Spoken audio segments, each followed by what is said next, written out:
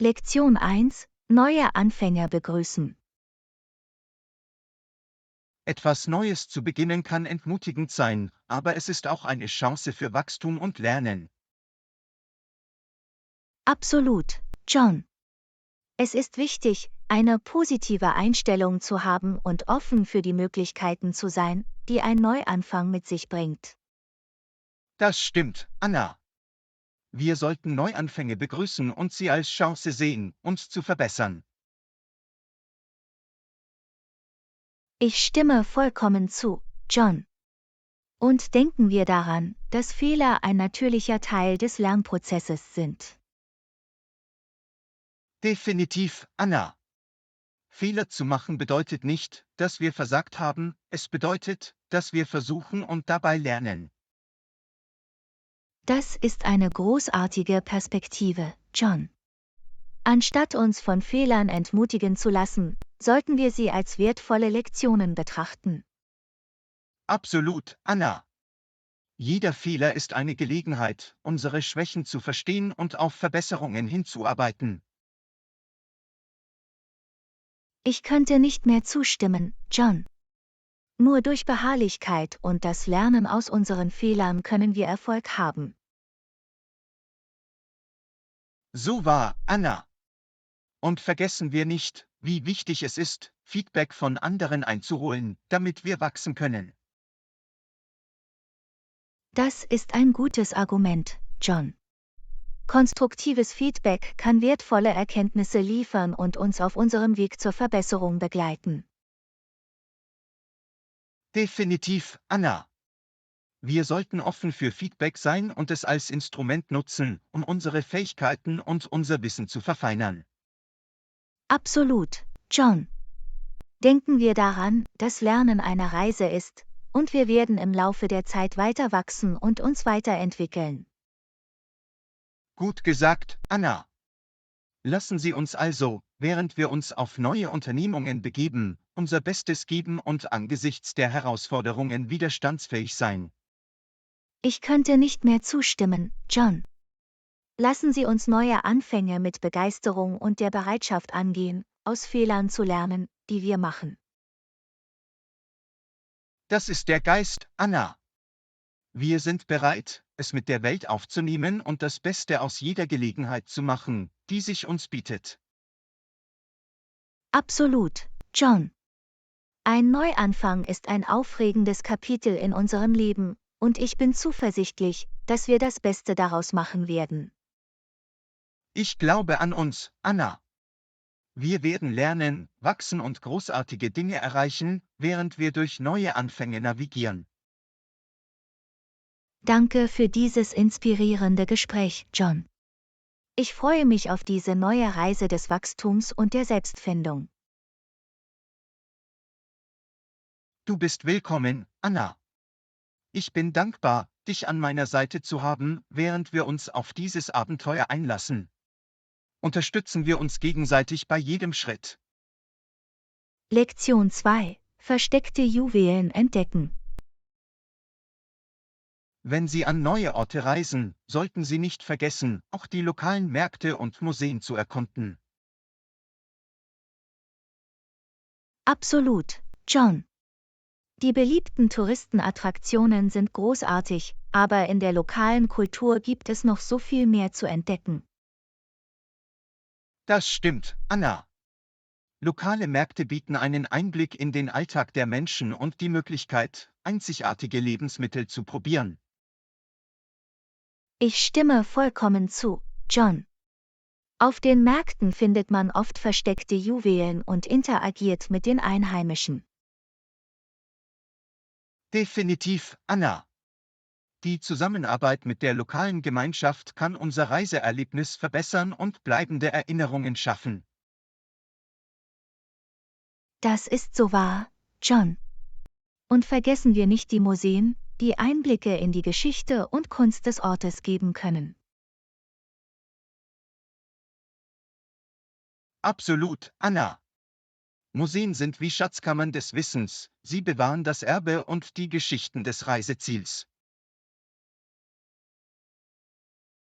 Ich könnte nicht mehr zustimmen, John. Sie geben uns die Möglichkeit, die Kunst, die Artefakte und die reiche Geschichte des Ortes, den wir besuchen, zu schätzen. So wahr, Anna. Wir können mehr über die lokalen Traditionen, Bräuche und Ereignisse erfahren, die die Gemeinschaft geprägt haben. Und vergessen wir nicht, dass Museen oft interaktive Ausstellungen und praktische Aktivitäten anbieten, die das Lernen noch unterhaltsamer machen. Das ist ein gutes Argument, Anna. Interaktive Displays erwecken Geschichte und Kunst zum Leben und ermöglichen es uns, uns auf einzigartige Weise zu engagieren und zu lernen. Definitiv, John. Also, wenn wir das nächste Mal reisen, sollten wir uns bewusst bemühen, die lokalen Märkte und Museen zu erkunden. Absolut, Anna. Auf diese Weise gewinnen wir ein tieferes Verständnis der Kultur und schaffen ein bedeutungsvolleres Reiseerlebnis. Ich könnte nicht mehr zustimmen, John. Es sind diese verborgenen Juwelen, die oft den nachhaltigsten Eindruck bei uns hinterlassen. So wahr, Anna. Die Erinnerungen, die wir bei der Erkundung der lokalen Märkte und Museen sammeln, werden uns noch lange nach Ende unserer Reise begleiten. Und nicht nur das, John. Sie unterstützen auch die lokale Wirtschaft und tragen zur Erhaltung des kulturellen Erbes bei. Das ist ein wichtiger Punkt, Anna. Indem wir diese Orte besuchen, können wir dazu beitragen, die Traditionen und den Lebensunterhalt der Einheimischen aufrechtzuerhalten. Absolut, John. Lassen Sie uns also auf unseren zukünftigen Reisen die lokalen Märkte und Museen nicht übersehen. Sie bieten so viel zu entdecken und zu schätzen. Ich könnte nicht mehr zustimmen, Anna. Sie sind die Tore zu einer tieferen Verbindung mit den Orten, die wir besuchen. Danke für dieses aufschlussreiche Gespräch, John. Ich freue mich darauf, auf unseren zukünftigen Abenteuern die verborgenen Schätze der Welt zu erkunden. Du bist willkommen, Anna. Ich freue mich, dass wir die gleiche Begeisterung teilen, die lokale Kultur zu entdecken und neue Erfahrungen zu machen. Definitiv, John. Lassen Sie uns gemeinsam sicherstellen, dass Besuche der lokalen Märkte und Museen in unsere Reiserouten aufgenommen werden. Absolut, Anna. Auf diese Weise schaffen wir unvergessliche Erinnerungen und erweitern unser Verständnis der Welt. Auf die Erkundung der verborgenen Juwelen. Lektion 3: Selbstfürsorge ausbalancieren. Wenn wir damit beschäftigt sind, auf andere aufzupassen, ist es wichtig, sich daran zu erinnern, dass es genauso wichtig ist, auch auf uns selbst aufzupassen. Das ist ein gutes Argument, John. Wir vergessen oft, dass Selbstfürsorge nicht egoistisch ist, sondern für unser allgemeines Wohlbefinden notwendig ist. Absolut, Anna. So wie wir unsere Telefone aufladen, müssen wir uns selbst aufladen, um anderen unser Bestes geben zu können. Ich könnte nicht mehr zustimmen, John. Selbstpflege ermöglicht es uns, unsere Energie wieder aufzufüllen und ein gesundes Gleichgewicht in unserem Leben aufrechtzuerhalten. So wahr, Anna. Es ist, als ob wir zuerst unsere eigenen Sauerstoffmasken aufsetzen, bevor wir anderen helfen. Wir müssen unserem eigenen Wohlbefinden Priorität einräumen. Definitiv, John. Wenn wir die Selbstfürsorge vernachlässigen, riskieren wir, auszubrennen und unseren Mitmenschen nicht effektiv helfen zu können. Das stimmt, Anna. Indem wir auf uns selbst aufpassen, können wir unser bestes Ich zeigen und für andere präsenter sein. Und vergessen wir nicht, dass Selbstpflege für jeden anders aussieht. Es geht darum herauszufinden, was uns individuell verjüngt und nährt. Absolut, Anna. Es kann alles sein, von Achtsamkeit über Sport, Zeit in der Natur zu verbringen oder Hobbys nachzugehen, die wir lieben. Ich könnte nicht mehr zustimmen, John. Bei Selbstfürsorge geht es darum, Dinge zu tun, die uns Freude bereiten, Stress reduzieren und unser allgemeines Wohlbefinden fördern. So wahr, Anna. Es ist wichtig, auf unseren Körper und Geist zu hören und uns selbst die Fürsorge und Aufmerksamkeit zu schenken, die wir verdienen. Definitiv, John.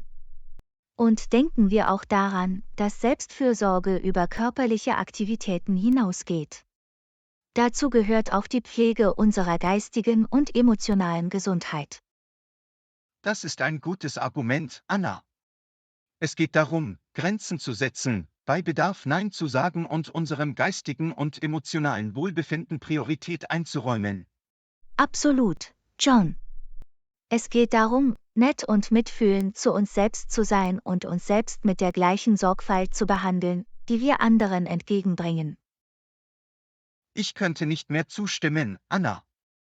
Selbstpflege ist kein Luxus, sondern eine Notwendigkeit. Es ermöglicht uns, die beste Version von uns selbst zu sein. So wahr, John. Und indem wir uns um uns selbst kümmern, sind wir besser gerüstet, um die Herausforderungen des Lebens zu meistern und andere zu unterstützen. Definitiv, Anna. Lassen Sie uns also die Verpflichtung eingehen, der Selbstfürsorge Priorität einzuräumen und in unserem täglichen Leben Raum dafür zu schaffen. Ich bin voll dabei, John. Lassen Sie uns auf uns selbst aufpassen, damit wir die Welt um uns herum weiterhin positiv beeinflussen können. Danke für dieses wichtige Gespräch, Anna. Es erinnert uns daran, dass wir bewusst auf unser Wohlbefinden achten müssen. Lektion 4. Sanfte Übungen. Ich habe in letzter Zeit verschiedene Übungen ausprobiert und Schwimmen ist einer meiner Favoriten. Es schont meinen Körper. Das ist großartig, John. Übungen zu finden, die dir Spaß machen, ist der Schlüssel, um motiviert zu bleiben und einen gesunden Lebensstil aufrechtzuerhalten. Absolut, Anna. Wenn dir die Übung Spaß macht, fühlt es sich nicht wie eine lästige Pflicht an und du bleibst eher dabei. Ich könnte nicht mehr zustimmen, John.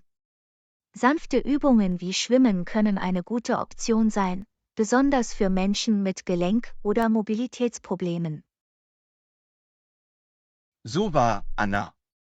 Schwimmen bietet ein schonendes Training, das die Gelenke schont und gleichzeitig ein hervorragendes Herz-Kreislauf-Training bietet. Definitiv, John.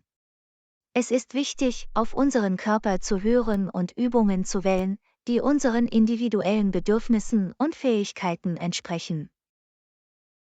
Das stimmt, Anna. Was für eine Person funktioniert, funktioniert möglicherweise nicht für eine andere. Es geht darum herauszufinden, was sich für dich gut anfühlt. Absolut, John. Ob Schwimmen, Yoga, Gehen oder Tanzen, der Schlüssel ist, Übungen zu finden, die Ihnen Freude bereiten und Ihnen ein gutes Gefühl geben. Ich könnte nicht mehr zustimmen, Anna. Bewegung sollte keine Bestrafung sein, sie sollte etwas sein, auf das wir uns freuen und das wir genießen. So wahr, John. Wenn wir Spaß an der Bewegung haben, wird sie zu einer positiven und lohnenden Erfahrung für Körper und Geist. Definitiv, Anna. Es geht darum, das Gleichgewicht zwischen uns selbst und der Pflege unseres Körpers zu finden. Das ist ein gutes Argument, John.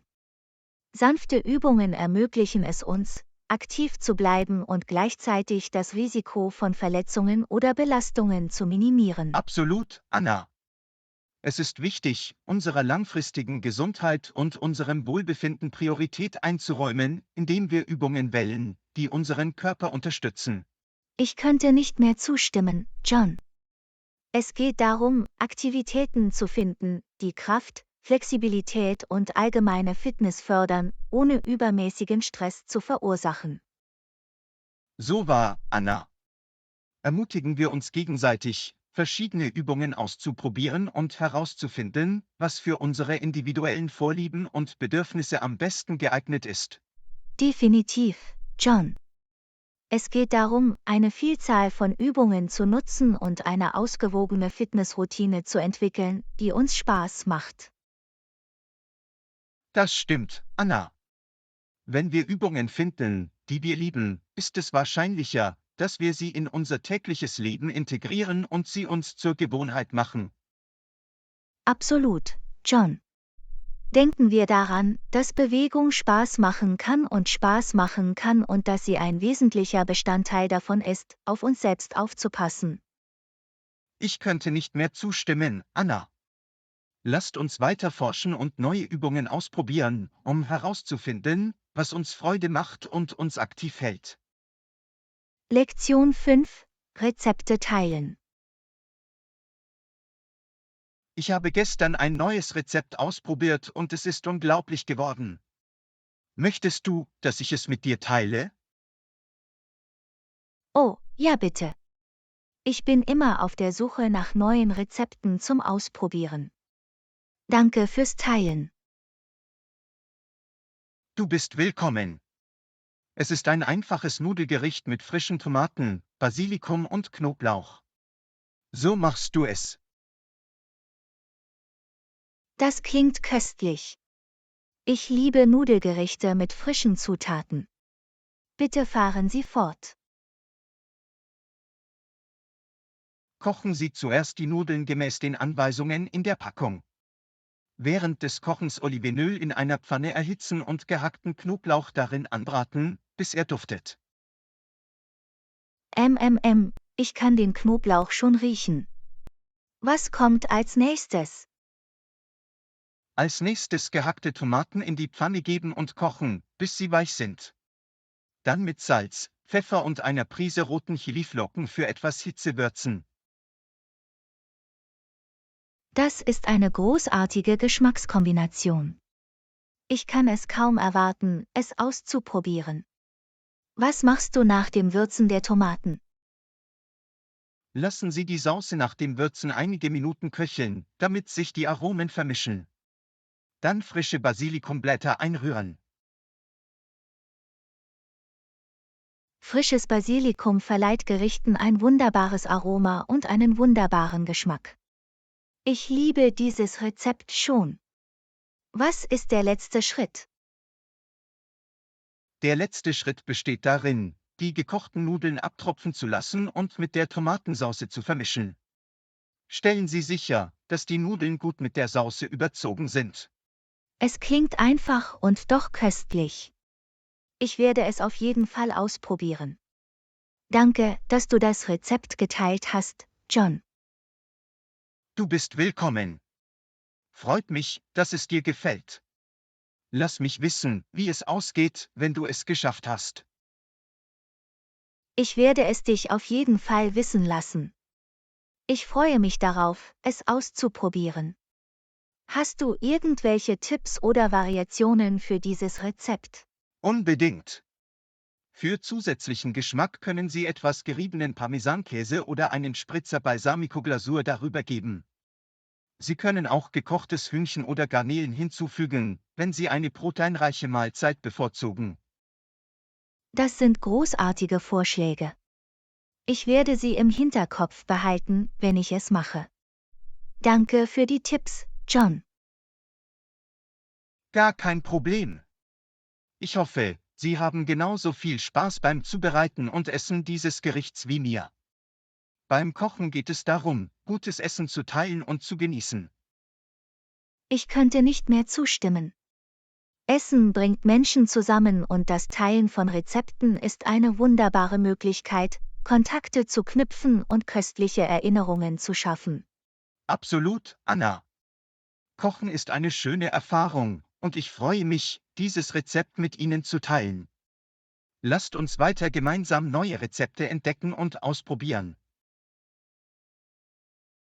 Lektion 6: Zum ersten Mal reisen.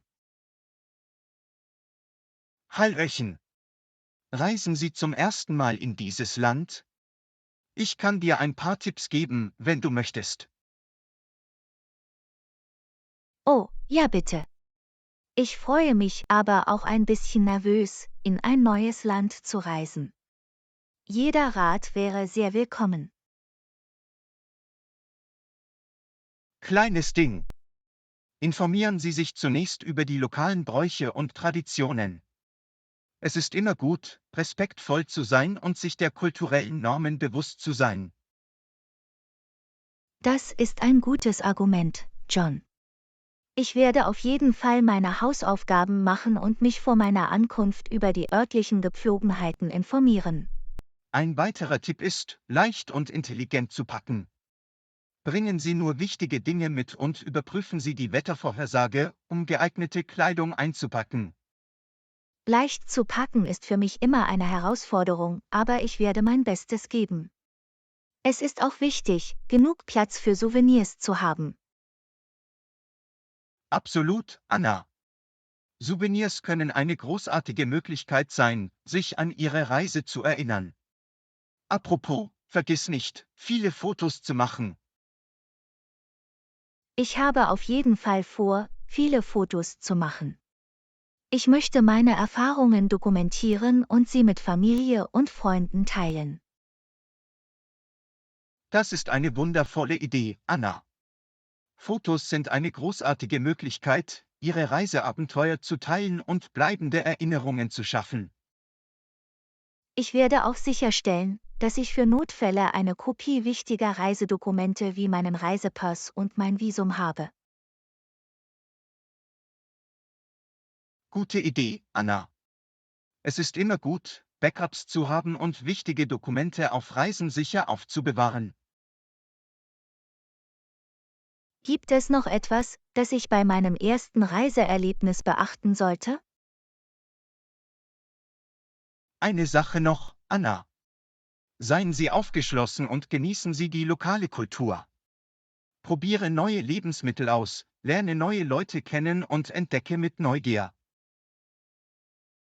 Ich liebe es, neue Dinge auszuprobieren, also freue ich mich auf jeden Fall darauf, die lokale Küche zu erleben und Menschen mit unterschiedlichem Hintergrund zu treffen.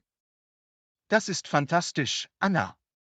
Beim Reisen geht es nicht nur darum, neue Orte zu sehen, sondern auch darum, in verschiedene Kulturen einzutauchen. Ich könnte nicht mehr zustimmen, John. Es ist eine Gelegenheit, unseren Horizont zu erweitern und ein tieferes Verständnis der Welt zu erlangen. Absolut, Anna. Reisen ermöglicht es uns, zu lernen, zu wachsen und die Vielfalt unserer globalen Gemeinschaft zu schätzen. Ich kann es kaum erwarten, mich auf dieses Abenteuer einzulassen und zu sehen, was dieses neue Land für mich bereithält. Danke für den Rat, John. Du bist sehr willkommen, Anna. Du wirst sicher eine tolle Zeit haben. Reisen Sie sicher und genießen Sie jeden Moment Ihres ersten Reiseerlebnisses. Lektion 7: Den Fortschritt wertschätzen. Ich weiß deine Ermutigung zu schätzen. Es bedeutet mir viel. Denken Sie daran, Fortschritt ist wichtiger als Perfektion. Danke, John. Deine Worte motivieren mich wirklich, weiterzumachen. Du hast recht, es ist wichtig, sich auf den Fortschritt zu konzentrieren. Absolut, Anna. Es geht darum, kleine Schritte vorwärts zu machen und jeden Meilenstein auf dem Weg zu feiern. Das ist eine großartige Denkweise. Manchmal versuche ich, perfekt zu sein, und vergesse, meine Fortschritte anzuerkennen. Das passiert uns allen, Anna. Aber denk dran, jede Anstrengung, die du unternimmst, und jede kleine Verbesserung zählt zu deinem Ziel. Du hast recht. Ich muss meine Perspektive ändern und die Reise wertschätzen und nicht nur das Endergebnis. Genau. Nehmen Sie den Lernprozess an und genießen Sie das damit verbundene Wachstum. Dort passiert die wahre Magie. Das werde ich im Hinterkopf behalten, John. Fortschritt ist eine kontinuierliche Reise, und jeder Schritt vorwärts bringt mich meinen Träumen näher. Das ist der Geist, Anna. Und vergiss nicht, deine Erfolge auf deinem Weg zu feiern, egal wie klein sie auch sein mögen. Unbedingt. Ich werde dafür sorgen, jeden Meilenstein anzuerkennen und zu feiern, egal wie groß oder klein er ist. Das ist die richtige Einstellung. Denken Sie daran, Fortschritt ist persönlich und für jeden Einzelnen einzigartig. Vergleiche dich nicht mit anderen. Du hast recht, John. Jeder hat sein eigenes Tempo und es ist wichtig, dass ich mich auf mein eigenes Wachstum und meine Entwicklung konzentriere. Genau. Behalte deine eigene Reise im Auge und vertraue darauf, dass du auf deine eigene Art und in deinem eigenen Tempo Fortschritte machst. Ich schätze deine Unterstützung und deinen Glauben an mich, John. Es stärkt wirklich mein Selbstvertrauen und motiviert mich, weiter voranzukommen. Du bist mehr als willkommen, Anna. Ich glaube an dein Potenzial und ich weiß, dass du das Zeug dazu hast, großartige Dinge zu erreichen. Danke für deine freundlichen Worte, John. Sie bedeuten mir viel. Ich bin dankbar, dich als Quelle der Ermutigung zu haben. Es ist mir ein Vergnügen, Anna. Wir alle brauchen jemanden, der uns von Zeit zu Zeit anfeuert. Denk dran, du bist zu erstaunlichen Dingen fähig. Das werde ich im Hinterkopf behalten, John. Mit Ihrer Ermutigung und meiner Entschlossenheit weiß ich, dass ich bemerkenswerte Fortschritte machen kann. Absolut, Anna. Mach weiter, bleib konzentriert und verliere nie aus den Augen, welche Fortschritte du machst. Du schaffst das. Lektion 8. Tipps zum Vorstellungsgespräch. Ich habe gehört, dass du bald ein Vorstellungsgespräch hast. Brauchst du irgendwelche Tipps? Ja, bitte. Ich bin etwas nervös und würde mich über jeden Rat freuen, den Sie mir geben können. Recherchieren Sie zunächst gründlich über das Unternehmen. Informieren Sie sich über Ihre Mission, Werte und aktuelle Projekte. Es zeigt, dass Sie wirklich interessiert sind. Das ist ein gutes Argument, John. Ich werde sicherstellen, dass ich vor dem Interview so viele Informationen wie möglich über das Unternehmen sammle. Üben Sie als nächstes häufig gestellte Interviewfragen. Bereite präzise und selbstbewusste Antworten vor, die deine Fähigkeiten und Erfahrungen hervorheben. Üben klingt nach einer guten Idee. Ich mache eine Liste mit möglichen Fragen und übe meine Antworten, um mich besser vorbereitet zu fühlen. Es ist auch wichtig, sich professionell zu kleiden.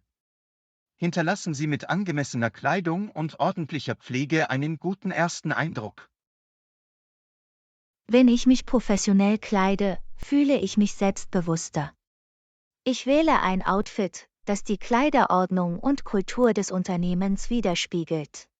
Halten Sie während des Interviews einen guten Augenkontakt und eine gute Körpersprache aufrecht.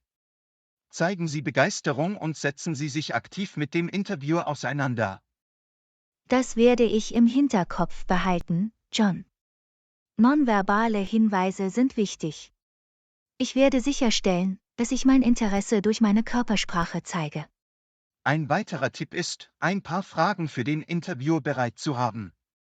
Es zeigt Ihre Neugier und Ihr Engagement. Das ist eine gute Idee. Ich bereite im Voraus einige gut durchdachte Fragen vor, um mein Interesse zu bekunden und mehr über die Rolle zu erfahren. Denken Sie daran, aktiv zuzuhören und die Fragen des Interviewers sorgfältig zu beantworten. Nehmen Sie sich Zeit und denken Sie nach, bevor Sie antworten. Aktives Zuhören ist entscheidend. Ich werde sicherstellen, dass ich die Fragen vollständig verstehe und durchdachte Antworten gebe. Es ist auch wichtig, dass Sie Ihre Fähigkeiten und Erfahrungen anhand konkreter Beispiele unter Beweis stellen. Erzählen Sie Erfolgsgeschichten, die Ihre Fähigkeiten hervorheben. Die Verwendung konkreter Beispiele wird meine Antworten wirkungsvoller machen.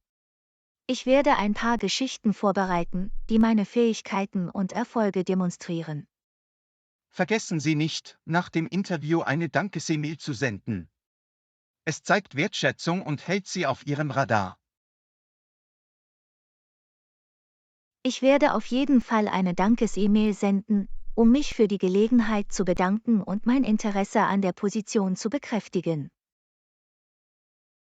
Bleiben Sie zu guter Letzt positiv und selbstbewusst. Glaube an dich und deine Fähigkeiten. Du schaffst das, Anna. Danke für die Ermutigung, John. Ich werde während des gesamten Vorstellungsgesprächs positiv und selbstbewusst bleiben. Ihre Tipps sind wirklich hilfreich. Du bist willkommen, Anna. Sei einfach du selbst und lass deine Qualifikationen glänzen.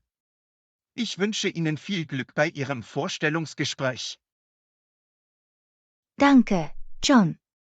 Mit Ihrem Rat und Ihrer Unterstützung fühle ich mich besser vorbereitet und bereit, das Interview in Angriff zu nehmen. Ich schätze Ihre Hilfe. Ich freue mich, dass ich dir weiterhelfen konnte, Anna. Du wirst das großartig machen. Denken Sie daran, Sie haben das Zeug zum Erfolg. Geh raus und glänze. Lektion 9: Gewichtsbeschränkungen für Gepäck. Gibt es eine Gewichtsbeschränkung für aufgegebenes Gepäck? Ja, normalerweise sind es ungefähr 23 Kilogramm. Das ist gut zu wissen. Ich werde sicherstellen, dass ich entsprechend packe, um zusätzliche Gebühren zu vermeiden. Es ist immer besser, sich vorher über das Gewichtslimit im Klaren zu sein, um Überraschungen am Flughafen zu vermeiden. Absolut. Es ist wichtig, die spezifischen Gewichtsbeschränkungen der Fluggesellschaft zu überprüfen, da diese variieren können. Das ist wahr. Verschiedene Fluggesellschaften haben möglicherweise unterschiedliche Gewichtsbeschränkungen. Daher ist es wichtig, dies vor Reiseantritt noch einmal zu Das überprüfen. werde ich im Hinterkopf behalten. Es ist immer besser, auf Nummer sicher zu gehen, wenn es um das Gewicht des Gepäcks geht. Genau.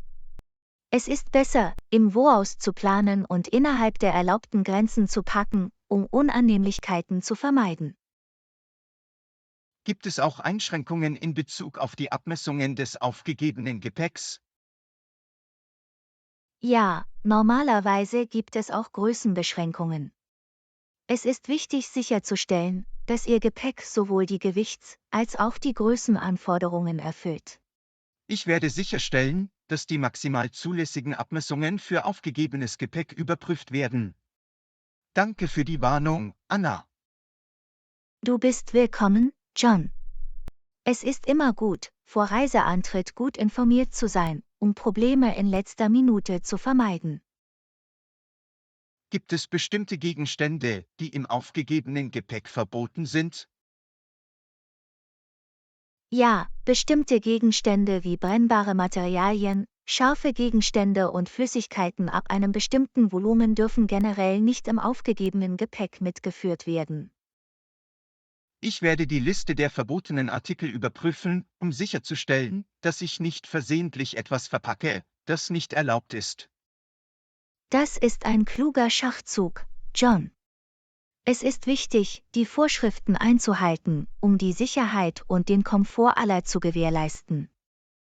Ich erwäge auch, ein paar wichtige Dinge in mein Handgepäck zu packen, nur für den Fall, dass mein aufgegebenes Gepäck verspätet oder verloren geht. Das ist eine gute Idee. In unerwarteten Situationen kann es nützlich sein, einige wichtige Dinge im Handgepäck dabei zu haben. Ich erstelle eine Checkliste, um sicherzustellen, dass ich alles habe, was ich brauche und dass mein Gepäck alle Anforderungen erfüllt. Das ist ein großartiger Ansatz, John. Wenn Sie organisiert und vorbereitet sind, wird Ihr Reiseerlebnis viel reibungsloser. Vielen Dank für all die hilfreichen Informationen, Anna. Ich fühle mich jetzt selbstbewusster und bereit für meine bevorstehende Reise. Du bist willkommen, John. Ich freue mich, dass ich dir weiterhelfen konnte. Ich wünsche Ihnen eine fantastische Reise und sichere Reisen. Danke, Anna. Ich werde dafür sorgen, dass ich klug packe und meine Reise genieße. Ihre Beratung wird sehr geschätzt. Lektion 10: Marktforschungsstrategien. Welche anderen Marktforschungsstrategien können wir verwenden? Wir können Umfragen durchführen, um Informationen direkt von potenziellen Kunden zu sammeln. Umfragen sind eine großartige Möglichkeit, wertvolle Erkenntnisse zu sammeln und Kundenpräferenzen zu verstehen. Wir können auch Wettbewerbsdaten analysieren, um Markttrends zu erkennen und uns einen Wettbewerbsvorteil zu verschaffen. Das ist ein kluger Ansatz. Die Untersuchung von Wettbewerbern kann wertvolle Informationen über die Branchendynamik liefern. Eine weitere Strategie besteht darin, Fokusgruppen durchzuführen, um qualitatives Feedback zu sammeln und die Wahrnehmung der Verbraucher zu verstehen. Fokusgruppen können uns tiefere Einblicke in die Meinungen und Präferenzen unserer Kunden geben. Social Media Monitoring ist ebenfalls wirksam. Wir können Online-Konversationen analysieren, um die Kundenstimmung einzuschätzen. Die Überwachung von Social-Media-Plattformen kann uns helfen zu verstehen, was Kunden über unsere Marke und unsere Konkurrenten sagen. Die Analyse von Website-Analysen kann Daten zum Kundenverhalten liefern und zur Optimierung unserer Online-Präsenz beitragen. Wenn wir verstehen, wie Kunden mit unserer Website interagieren, können wir die Benutzererfahrung verbessern. Wir können auch ethnografische Untersuchungen durchführen und Kunden in ihrer natürlichen Umgebung beobachten, um ihre Bedürfnisse besser zu verstehen. Ethnografische Forschung kann wertvolle Kontexte und Einblicke in das Verhalten und die Motivationen von Kunden liefern. Kundeninterviews sind eine weitere nützliche Strategie. Gespräche mit Kunden können wertvolle Erkenntnisse liefern. Gespräche mit Kunden ermöglichen es uns, ihre Probleme zu verstehen und Lösungen zu entwickeln. Wir können Verkaufsdaten analysieren, um Muster und Trends zu erkennen, was uns hilft, datengestützte Geschäftsentscheidungen zu treffen. Die Analyse von Verkaufsdaten ist entscheidend, um das Kaufverhalten der Kunden zu verstehen und Wachstumschancen zu identifizieren. Eine weitere Strategie besteht darin, Online-Recherchen durchzuführen und Branchenberichte und Marktstudien zu untersuchen. Online-Recherchen helfen uns, über Branchentrends auf dem Laufenden zu bleiben und die breitere Marktlandschaft zu verstehen. Wir können auch erwägen, Mystery Shopping zu verwenden, um das Kundenerlebnis zu bewerten und Verbesserungsmöglichkeiten zu identifizieren. Mystery Shopping ermöglicht es uns, die Servicequalität zu beurteilen und Lücken in der Kundenzufriedenheit zu identifizieren. Schließlich können wir Datenanalysen nutzen, um wertvolle Erkenntnisse aus großen Datensätzen zu gewinnen und fundierte Entscheidungen zu treffen. Datenanalysen sind unerlässlich, um komplexe Muster zu verstehen und umsetzbare Erkenntnisse zu identifizieren. Durch die Kombination dieser Strategien können wir umfassende Marktforschungen sammeln und fundierte Geschäftsentscheidungen treffen. Absolut, Anna. Ein facettenreicher Ansatz stellt sicher, dass wir ein ganzheitliches Marktverständnis haben. Es ist wichtig, anpassungsfähig zu sein und eine Kombination von Strategien anzuwenden, die unseren Forschungszielen am besten entsprechen. Vielen Dank, dass Sie diese Marktforschungsstrategien mit mir untersucht haben, Anna. Ich fühle mich jetzt besser gerüstet, um gründliche Nachforschungen anzustellen. Lektion 11: Nachhaltige Entscheidungen. Ich habe versucht, umweltbewusster zu sein, und ich vermeide es, für Plastiktüten zu bezahlen. Das ist großartig, John. Kleine Änderungen wie diese können einen großen Einfluss auf die Reduzierung von Plastikmüll haben. Auf jeden Fall. Es ist wichtig, dass jeder von uns Verantwortung für sein Handeln übernimmt und nachhaltige Entscheidungen trifft.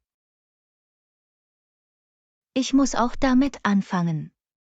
Das vergisst man leicht, aber wir können etwas bewirken, indem wir wiederverwendbare Beutel verwenden. Absolut. Wiederverwendbare Beutel sind eine einfache, aber effektive Möglichkeit, unseren Plastikverbrauch zu reduzieren. Ich werde es mir zur Gewohnheit machen, meine eigenen Taschen mitzubringen, wenn ich einkaufen gehe. Es ist ein kleiner Schritt in eine grünere Zukunft. Das ist eine fantastische Idee, Anna. Und denk dran, es geht nicht nur um Taschen. Wir können den Abfall auch reduzieren, indem wir wiederverwendbare Wasserflaschen und Kaffeetassen verwenden. Du hast recht. Einwegartikel wie Plastikflaschen und Becher tragen zur Umweltverschmutzung bei. Durch die Verwendung wiederverwendbarer Alternativen können wir unsere Auswirkungen minimieren und zum Schutz des Planeten beitragen. Ich fange an, eine wiederverwendbare Wasserflasche mitzunehmen.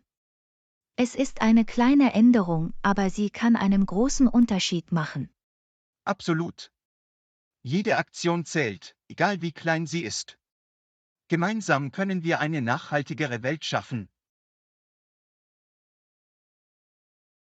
Ich bin froh, dass wir auf derselben Seite sind, John. Es ist inspirierend zu sehen, dass mehr Menschen bewusste Entscheidungen für die Umwelt treffen. Das ist es in der Tat.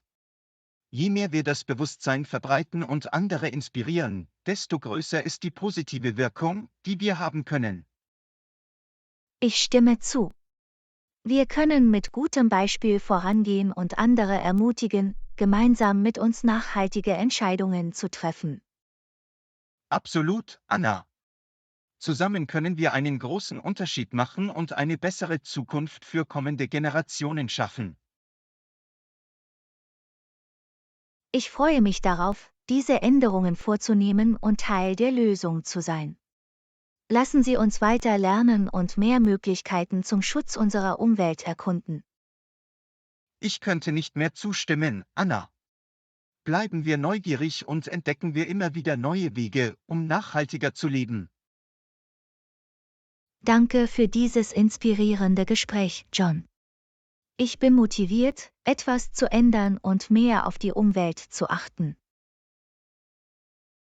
Du bist willkommen, Anna. Es freut mich, dass ich dich inspirieren konnte. Lassen Sie uns gemeinsam auf diese Reise gehen und etwas Positives bewirken.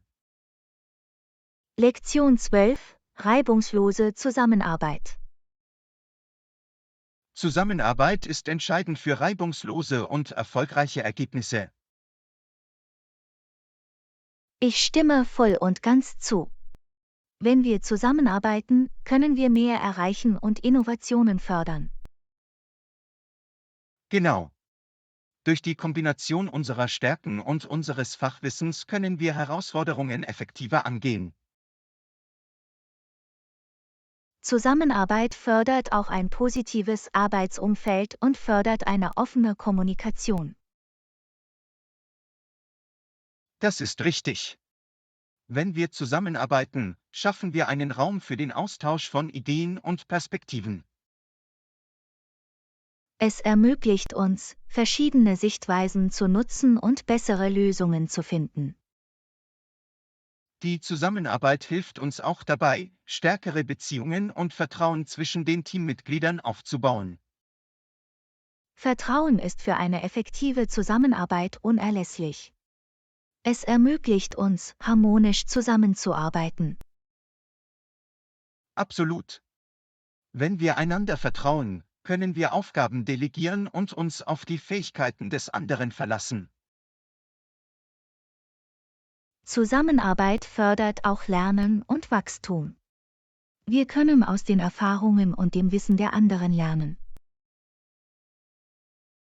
Ja, durch Zusammenarbeit können wir unseren Horizont erweitern und neue Fähigkeiten erwerben. Es ist wichtig, eine Kultur der Zusammenarbeit innerhalb unseres Teams zu fördern und die aktive Teilnahme zu fördern. Das ist wahr. Wir sollten allen die Möglichkeit bieten, ihren Beitrag zu leisten und ihren Beitrag zu schätzen. Wenn wir zusammenarbeiten, können wir die kollektive Intelligenz des Teams nutzen und bessere Ergebnisse erzielen. Zusammenarbeit verbessert auch die Problemlösung. Wir können unsere Ideen bündeln und gemeinsam innovative Lösungen finden. Absolut. Zwei Köpfe sind besser als einer, und Zusammenarbeit bringt neue Perspektiven auf den Tisch. Es ist wichtig, klare Ziele und Rollen in einer kollaborativen Umgebung festzulegen, um eine reibungslose Koordination zu gewährleisten. Ja, Klarheit über Erwartungen und Verantwortlichkeiten hilft uns, effizienter zusammenzuarbeiten.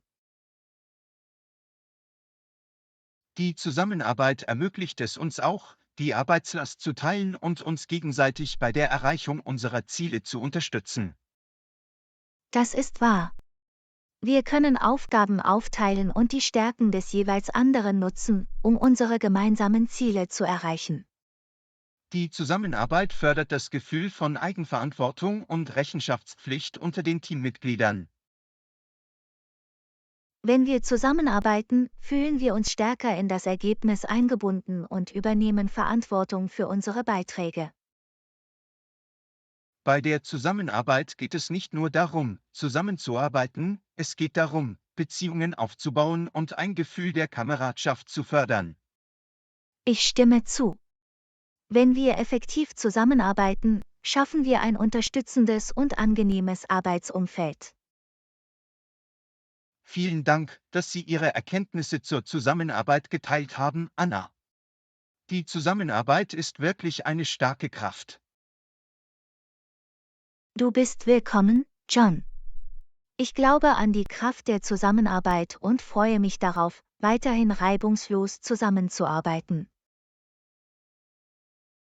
Lassen Sie uns die Zusammenarbeit als wichtigen Bestandteil unseres Erfolgs betrachten, Anna. Gemeinsam können wir Großes erreichen. Lektion 13. In einer neuen Stadt navigieren.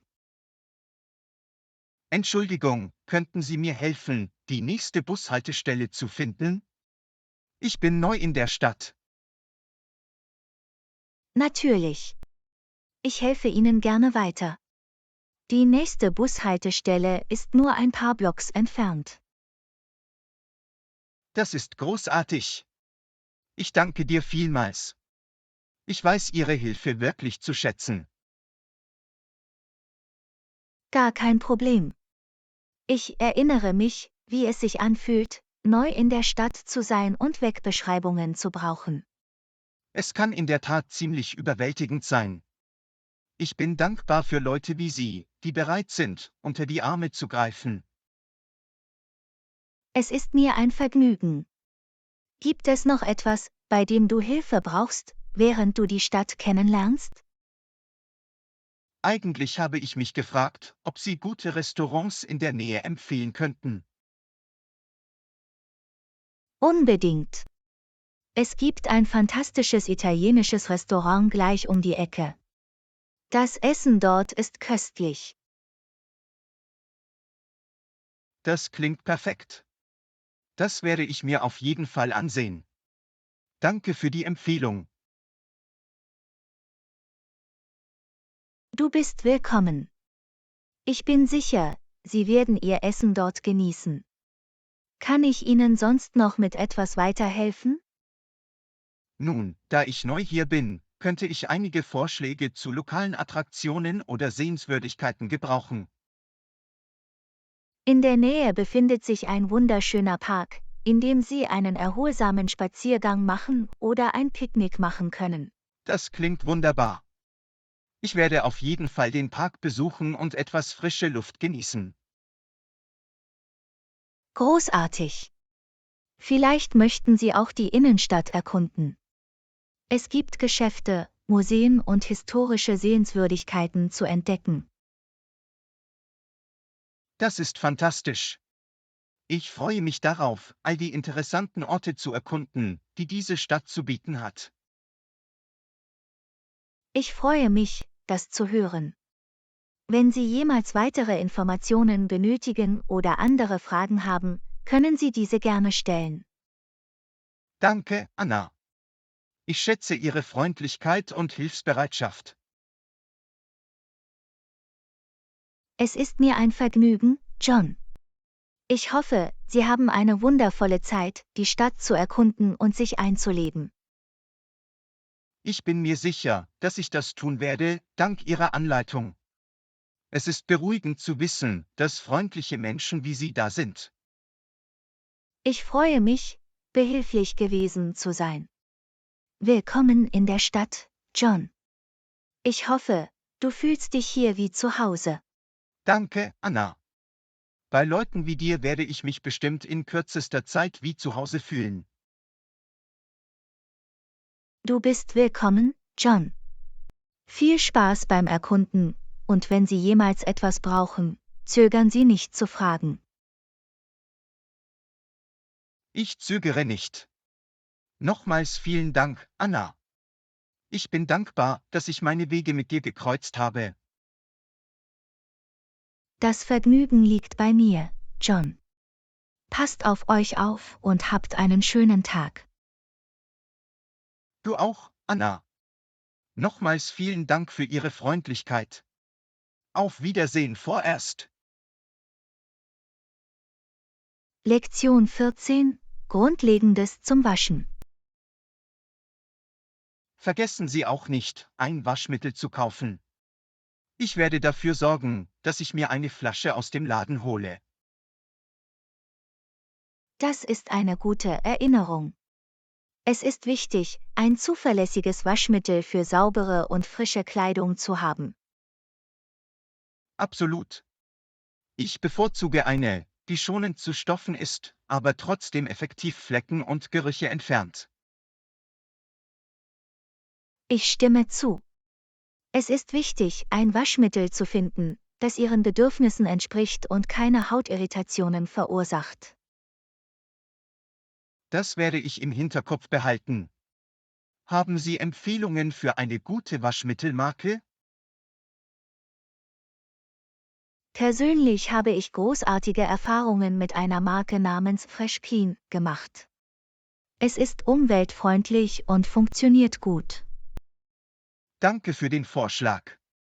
Ich suche mal nach Fresh Clean und probiere es aus. Du bist willkommen. Ein weiterer Tipp ist, die Anweisungen auf der Waschmittelflasche auf die richtige Verwendung zu überprüfen. Das ist ein gutes Argument. Verschiedene Reinigungsmittel erfordern möglicherweise unterschiedliche Maße oder Wassertemperaturen. Genau. Wenn Sie die Anweisungen befolgen, wird eine optimale Leistung gewährleistet und die Qualität Ihrer Kleidung erhalten. Ich werde die Anweisungen unbedingt sorgfältig lesen und befolgen. Danke für den Rat. Gar kein Problem. Oh, und vergiss nicht, auch Weichspüler zu kaufen. Es hilft, Ihre Kleidung weich und faltenfrei zu halten. Ah, richtig. Weichspüler wird oft übersehen, aber er macht einen Unterschied in der Haptik und dem Aussehen der Kleidung. Absolut. Es hilft auch, statische Anhaftungen zu reduzieren und erleichtert das Bügeln. Ich werde Weichspüler auf meine Einkaufsliste setzen. Gibt es eine bestimmte Marke, die du empfiehlst? Soft Touch ist eine beliebte Marke, die viele Menschen als effektiv und angenehm riechend empfinden. Super, ich werde auch nach Weichspüler Softtouch Ausschau halten. Danke für die Empfehlung. Du bist willkommen. Es ist immer gut, einen gut sortierten Wäschereivorrat zu haben, um die Arbeit effizienter zu gestalten. In der Tat spart es Zeit, die richtigen Produkte zur Hand zu haben und sorgt für saubere und frische Wäsche. Und denken Sie daran, Ihre Wäsche je nach Farbe und Stoffart in verschiedene Ladungen aufzuteilen, um Farbausbluten oder Beschädigungen zu vermeiden. Das ist eine wichtige Erinnerung. Ich werde dafür sorgen, dass meine Wäsche richtig sortiert wird, um die Qualität der Kleidung zu erhalten. Es ist ein einfacher Schritt, der wesentlich dazu beiträgt, die Lebensdauer Ihrer Kleidungsstücke zu erhalten. Ich schätze alle Wäschetipps, Anna. Es ist hilfreich, jemanden mit Erfahrung zu haben, der mich anleitet. Ich teile gerne mit, was ich weiß. Wäsche kann manchmal entmutigend sein, aber mit dem richtigen Ansatz wird es viel einfacher. Ich bin dankbar für Ihre Anleitung. Ich gehe jetzt in den Laden und hole das Waschmittel und den Weichspüler ab. Klingt nach einem Plan. Genießen Sie Ihren Einkaufsbummel und mögen Ihre Wäscherei erfolgreich sein. Danke, Anna. Ich werde mein Bestes geben. Mach's gut und ich melde mich bald bei dir. Du auch, John.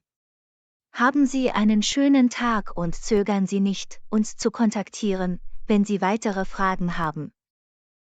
Das werde ich tun. Nochmals vielen Dank, Anna. Auf Wiedersehen vorerst. Lektion 15: Entrumpeln und Spenden. Unordnung. Fangen wir zuerst an zu entrumpeln. Gute Idee. Wir können alte Gegenstände spenden, die sich noch in einem guten Zustand befinden. Absolut. Es ist eine großartige Möglichkeit, der Gemeinschaft etwas zurückzugeben und Bedürftigen zu helfen. Außerdem schafft es mehr Platz und ein aufgeräumteres Wohnumfeld für uns. Ich fange mit dem Schrank an.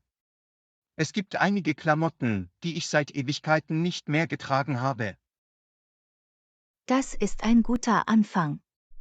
Denken Sie daran, Kleidung, die gespendet werden kann, von Kleidung zu trennen, die irreparabel beschädigt ist. Das werde ich tun. Ich lege die Kleidung, die gespendet werden kann, zur Seite und mache einen Stapel für Dinge, die weggeworfen werden müssen. Während du am Schrank arbeitest, kümmere ich mich um die Küchenschränke. Wahrscheinlich gibt es einige unbenutzte Utensilien und Geschirr. Das klingt nach einem Plan. Treffen wir uns im Wohnzimmer, wenn wir fertig sind, und gehen alles zusammen durch. Einverstanden. Es ist immer hilfreich, eine zweite Meinung einzuholen und sicherzustellen, dass wir die richtigen Entscheidungen treffen. Ich habe einige Hemden und Hosen gefunden, die ich spenden kann. Sie sind immer noch in einem guten Zustand, nur nicht mehr mein Stil. Das ist perfekt. Jemand anderes wird sie sicherlich zu schätzen wissen. Wir können sie später im örtlichen Spendezentrum abgeben. Klingt nach einem Plan. Wie steht's mit den Küchenschränken? Hast du etwas zum Spenden oder Wegwerfen gefunden? Ja, ich habe ein paar doppelte Küchenhelfer gefunden, die wir nicht brauchen. Ich lege sie zur Spende beiseite. Gute Arbeit. Es fühlt sich gut an, das Durcheinander zu beseitigen und Platz für Dinge zu schaffen, die wir tatsächlich benutzen und genießen. Absolut. Es ist erfrischend, einen besser organisierten und funktionaleren Raum zu haben. Ich bin froh, dass wir auf derselben Seite sind. Schauen wir uns jetzt das Wohnzimmer an und sehen, was sonst noch Aufmerksamkeit benötigt. Klar, lass uns gehen. Ich denke, es gibt einige Bücher und Zeitschriften, die wir der örtlichen Bibliothek spenden können. Das ist eine wunderbare Idee. Es ist eine Möglichkeit, Wissen zu teilen und anderen die Möglichkeit zu geben, diese Materialien zu genießen. Genau. Und es hilft, Abfall zu reduzieren, indem es Gegenständen ein zweites Leben gibt. Ich habe einen Stapel Bücher gefunden, die ich bereits gelesen habe und nicht vorhabe, sie noch einmal zu lesen. Sie sind bereit für eine Spende. Das ist fantastisch. Ich füge sie dem Spendenstapel hinzu. Wir machen große Fortschritte. In der Tat fühlt es sich befreiend an, Dinge loszulassen, die uns nicht mehr dienen, und dabei anderen zu helfen. Ich könnte nicht mehr zustimmen. Es ist eine Win-Win-Situation. Unser Zuhause wird besser organisiert und jemand anderes profitiert von den Spenden. Absolut. Lass uns alles ins Auto laden und gemeinsam im Spendezentrum abgeben. Klingt nach einem Plan. Wir werden jemandem mit unseren Beiträgen den Tag versüßen. Es ist ein kleiner Akt der Freundlichkeit, der einen großen Unterschied machen kann. Ich freue mich, dass wir beschlossen haben, zu entrumpeln und zu spenden. Ich auch. Es ist eine lohnende Erfahrung. Lassen Sie uns diese Praxis regelmäßig fortsetzen, um ein aufgeräumtes Zuhause zu gewährleisten. Ich bin voll und ganz dafür. Entrumpeln und Spenden werden jetzt Teil unserer Routine sein. Vielen Dank, dass Sie sich mir bei diesen Bemühungen angeschlossen haben. Lektion 16: Reisepläne. Bald, ja. Bin ich. Ich werde nächsten Monat in ein anderes Land reisen. Das ist aufregend. Haben Sie ein bestimmtes Reiseziel im Sinn? Ja, ich werde Japan besuchen. Ich war schon immer fasziniert von der reichen Kultur und den wunderschönen Landschaften. Japan ist unglaublich. Probieren Sie unbedingt die köstliche Küche und erkunden Sie die traditionellen Tempel. Absolut. Ich kann es kaum erwarten, authentisches Sushi zu probieren und historische Stätten wie die berühmten Kyoto-Tempel zu besuchen. Du wirst eine unglaubliche Zeit haben. Vergessen Sie nicht, in die lokalen Bräuche und Traditionen einzutauchen. Ich freue mich darauf, die japanische Teezeremonie zu erleben und einen Kimono zu tragen. Das klingt wunderbar. Es ist immer bereichernd, auf Reisen die lokale Kultur kennenzulernen. Ich könnte nicht mehr zustimmen. Es ermöglicht uns, verschiedene Lebensweisen zu lernen und zu schätzen. Hast du schon irgendwelche Reisevorbereitungen getroffen? Flüge und Unterkünfte? Ja, ich habe meinen Flug gebucht und ein gemütliches traditionelles Gasthaus gefunden, in dem ich während meines Besuchs übernachten kann. Das ist großartig. Es ist wichtig, im Voraus zu planen und ein reibungsloses Reiseerlebnis zu gewährleisten. Absolut. Ich habe auch eine Liste mit Orten erstellt, die ich besuchen möchte, und mit Dingen, die ich in Japan tun möchte. Das ist ein kluger Ansatz. Es hilft Ihnen, Ihre Zeit optimal zu nutzen und den Attraktionen, die Sie gesehen haben müssen, Priorität einzuräumen. Genau. Ich möchte keine ikonischen Wahrzeichen oder einzigartigen Erlebnisse verpassen. Planen Sie alleine oder mit einer Gruppe zu reisen? Ich werde alleine reisen. Es gibt mir die Freiheit, in meinem eigenen Tempo zu erkunden und meinen Interessen zu folgen. Alleinreisen können eine lohnende Erfahrung sein. Sie haben die Möglichkeit, neue Leute kennenzulernen und Ihr eigenes Abenteuer zu gestalten. Darauf freue ich mich. Es ist eine Gelegenheit, meine Komfortzone zu verlassen und unvergessliche Erinnerungen zu sammeln. Vergessen Sie nicht wichtige Dinge wie einen Universaladapter, bequeme Schuhe und einen Sprachführer für die Kommunikation einzupacken. Guter Punkt. Ich werde sicherstellen, dass ich alle notwendigen Reiseutensilien habe, bevor ich abreise. Und zögern Sie nicht, die Einheimischen nach Empfehlungen zu fragen. Sie kennen oft die besten versteckten Juwelen in ihrer eigenen Stadt. Das werde ich im Hinterkopf behalten. Die Interaktion mit Einheimischen ist eine großartige Möglichkeit, authentische Erlebnisse zu entdecken. Absolut. Nutzen Sie die Gelegenheit, zu lernen und mit Menschen mit unterschiedlichem Hintergrund in Kontakt zu treten. Ich freue mich darauf, mich auf diese Reise zu begeben und ein tieferes Verständnis der japanischen Kultur zu entwickeln. Es wird ein unglaubliches Abenteuer, John. Genießen Sie jeden Moment und machen Sie das Beste aus Ihrer Reise. Danke, Anna.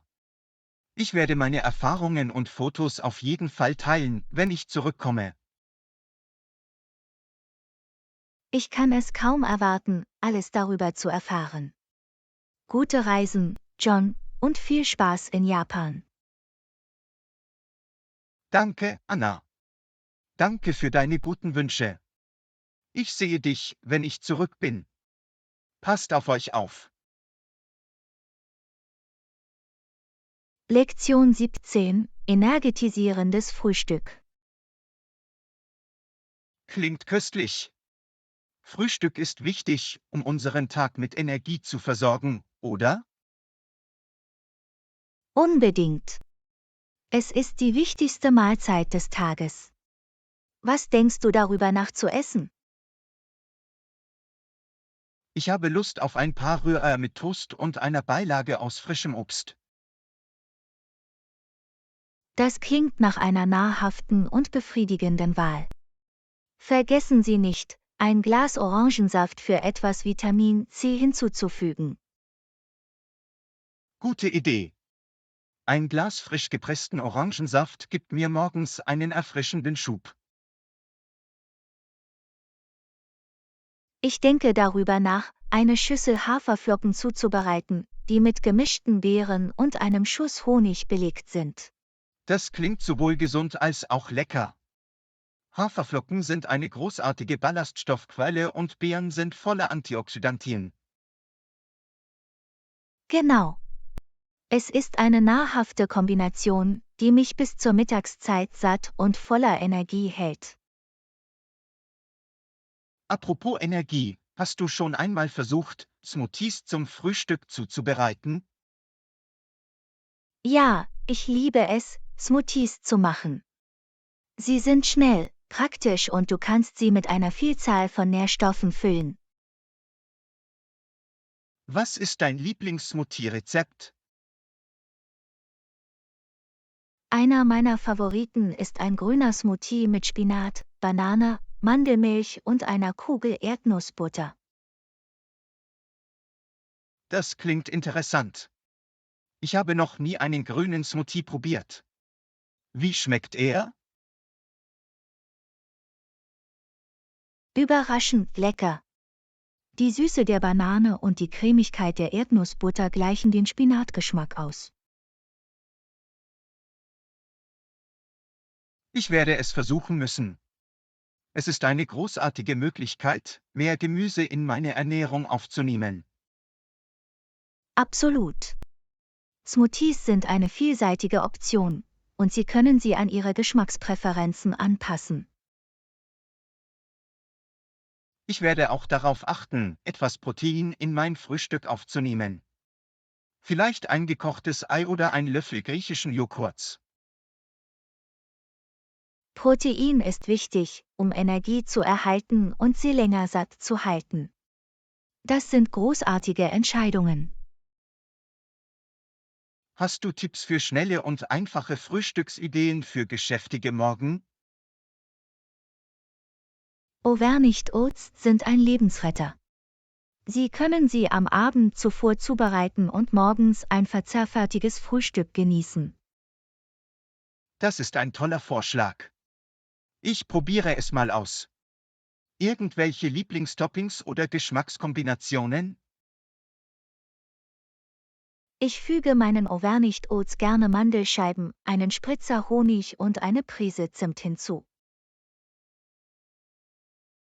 Das klingt köstlich. Ich werde auf jeden Fall mit verschiedenen Toppings experimentieren, damit es interessant bleibt.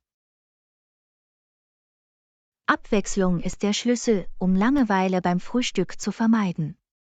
Sie können Ihre Auswahl im Laufe der Woche ändern. Das werde ich im Hinterkopf behalten. Es ist wichtig, den Tag mit einer nahrhaften und genussvollen Mahlzeit positiv zu beginnen.